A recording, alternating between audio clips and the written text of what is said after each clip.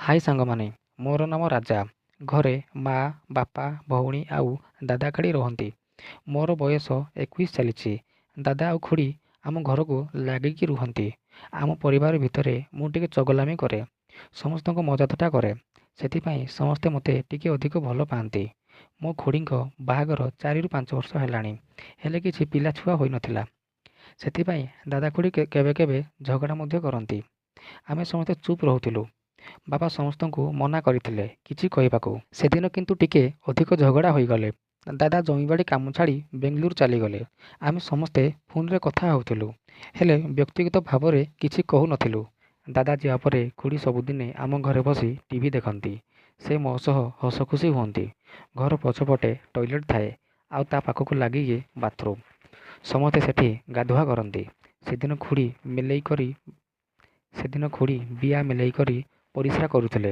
ମୁଁ ହଠାତ୍ ଘରୁ ବାହାରି ପଡ଼ିଲି, ଆଉ ଦେଖିଦେଲି। ମୁଁ ନଜର ଉଠେଇ ପାରିଲି ନାହିଁ।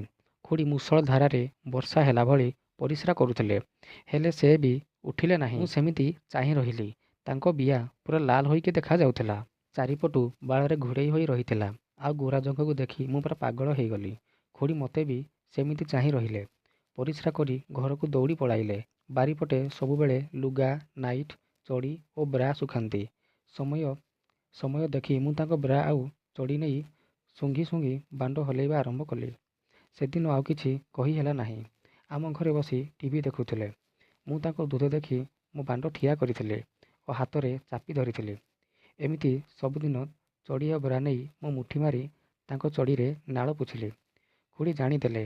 ତାପରେ ଖୁଡ଼ୀ ଆଉ ବାରିପଟେ ଶୁଖାଇବା ବନ୍ଦ କରିଦେଲେ। ଠିକ୍ 2 ଦିନ ପରେ ଖୁଡ଼ୀ ମୋତେ ବାହାନା କରି ତାଙ୍କ ଘରକୁ ଡାକିଲେ ଲାଇଟ୍ ଖରାପ ହେଇଛି ବୋଲି। ମୋ ଗୋଡ଼ ଥରୁଥାଏ, ବହୁତ ଡର ଲାଗୁଥାଏ। ସେମିତି ନୁଙ୍ଗୁ ପୁଙ୍ଗୁ ହୋଇ ଖୁଡ଼ୀଙ୍କ ଘର ଭିତରକୁ ଗଲି। ସେ ଭିତର ପଟୁ କବାଟ ଲକ୍ କରିଦେଲେ, ଆଉ କହିଲେ, ରାଜା, ତମେ ମୋ ଚଡ଼ି ବ୍ରା ନେଇ କ'ଣ କରୁଛ? ମୁଁ ଡରିଗଲି ଆଉ କହିଲି, କିଛି ନାହିଁ ଖୁଡ଼ୀ। ତାପରେ ଖୁଡ଼ୀ କହିଲେ, ଦେଖ, ମୋତେ ଡରନି। ଯାହା କରୁଛ ସତ କୁହ, କିଛି କରିବିନି। ମୁଁ ମୁହଁକୁ ପୋତି ତାଙ୍କ ଅଣ୍ଟା ଆଉ ପେଟରେ ଥିବା ଛୋଟ ଗାତକୁ ଚାହିଁ ରହିଲି।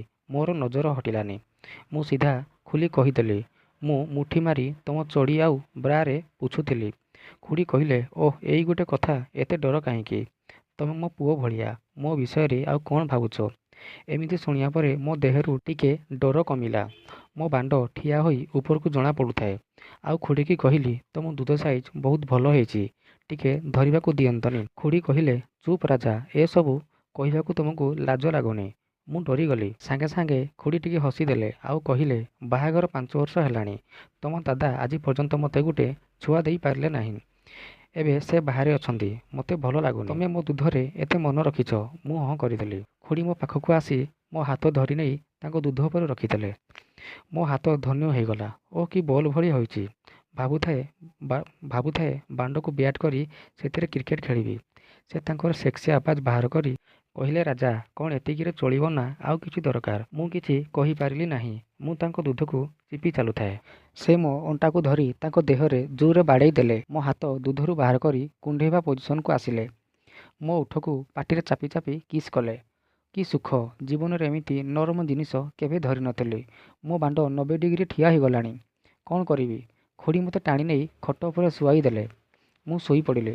ଖୁଡ଼ୀ ମୋ ଗୋଡ଼ ଉପରେ ବସି ମୋତେ ଲଙ୍ଗଳା କରିଦେଲେ। ବାଣ୍ଡକୁ ନିର୍ଧୁମ କରି ଖାଇବାକୁ ଲାଗିଲେ। ମୋତେ ଅଲଗା ଅଲଗା ପ୍ରକାର ମଜା ଲାଗୁଥାଏ। ମୋ ବାଣ୍ଡକୁ ସେ ଖାଇ ଚାଲିଥାନ୍ତି। ସେ ତାଙ୍କର ଶାଢ଼ୀ ଆଉ ବ୍ଲାଉଜ ଖୋଲିଦେଲେ। ଖଟ ଉପରକୁ ଯାଇ ଆଉଜି ହୋଇ ଗୋଡ଼ ଲମ୍ବେଇ ବସିଲେ, ଆଉ କହିଲେ, ମୋର ସବୁ ଜାଗାକୁ ଖାଇଦିଅ, କେଉଁଠି ବାକି ରଖନି। ସେ ସେମିତି ବସି ପଡ଼ିଲେ। 2 ଦୁଧ ଭଣ୍ଡା ପରି ଝୁଲି ରହିଥାଏ। ମୁଁ ତାଙ୍କ କୋଳରେ ମୁଣ୍ଡ ରଖି ତାଙ୍କ ଦୁଧକୁ ଚିପି ଚାଲିଲି ଓ ଚୁଚୁମି ଚାଲିଲି। ଖୁଡ଼ୀ ମୋ ମୁଣ୍ଡ ଆଉ ଦେହକୁ ଆଉଁଶୁଥିଲେ। ଖୁଡ଼ୀଙ୍କ ନିପୁଲ ହାତର ବୁଢ଼ା ଆଙ୍ଗୁଠି ଅଗ୍ରଭାଗ ଭଳି ବଡ଼ ଆଉ ନିପୁଲ ଚାରିପଟେ 1 ଇଞ୍ଚ ପର୍ଯ୍ୟନ୍ତ କଳା ଦାଗ ରହିଥାଏ। ସେ ଖାଲି ଓହା ଓହା ହୋଇ ଆଉ ଟିକେ ଜୋରରେ ଖାଅ, ଆଉ ଟିକେ ଜୋରରେ ଖାଅ ବୋଲି କହୁଥାନ୍ତି। ଆଉ କହିଲେ, ତମ ଦାଦା ଏମିତି ଗେହୁ ନାହାନ୍ତି, ମୋତେ ସାଟିସ୍ଫାଇ କରିପାରୁନାହାନ୍ତି। ଓଃ ରାଜା, ଆଉ ଟିକେ ଜୋରରେ ଖାଅ। ମୁଁ ବାଛୁରୀ ଗାଈଠାରୁ କ୍ଷୀର ପିଇଲା ଭଳି ଖାଇ ଚାଲିଲି। ଏମିତି କିଛି ସମୟ କଲା ପରେ ଖୁଡ଼ୀ କହିଲେ, ରାଜା, ମୁଁ ଆଉ ରହିପାରୁନି। ମୋ ବିଆ ଆଉ ସମ୍ଭାଳି ପାରୁନି। ମୁଁ ତଳକୁ ଦେଖିଲି, ଖୁଡ଼ୀଙ୍କ ଚଡ଼ି ପୁରା ଓଦା ହେଇଗଲାଣି। ଚଡ଼ି ଉପରେ ଶୁଙ୍ଘିବାକୁ ଲାଗିଲି। ଖୁଡ଼ୀ ଘିଆ ଖାଇବାକୁ ଉଛନ ହେଲେଣି। ଚଡ଼ି ଖୋଲିଦେଇ ବହେ ଚାଟିଲି। ପାଟିରେ ଲୁଣି ପାଣି ପିଇଲା ଭଳି ଲାଗୁଥାଏ। ଖୁଡ଼ିଙ୍କ ଦୁଇ ଜଙ୍ଗକୁ ମେଲେଇ ଦେଇ ଦେଖିଲି ବିଆ ଭିତରଟା ପୁରା ଥରି ଯାଉଛି।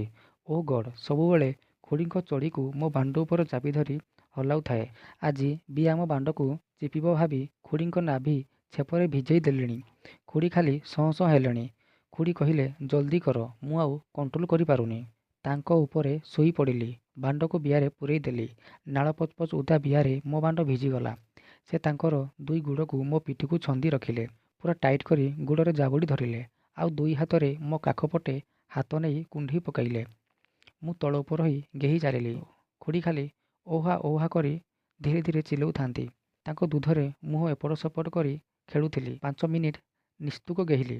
ପରେ ମୋର ପାଣି ବାହାରି ପଡ଼ିଲା। ସେ ମୋ ବାଣ୍ଡକୁ ବିଆ ଭିତରେ ଚାପି ରଖିଲେ।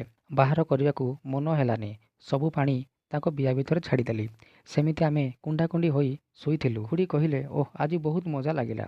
ତୁମକୁ ଶାନ୍ତି କରିବାକୁ ମୋର ଚଡ଼ି କିମ୍ବା ବ୍ରା ଦରକାର ନାହିଁ।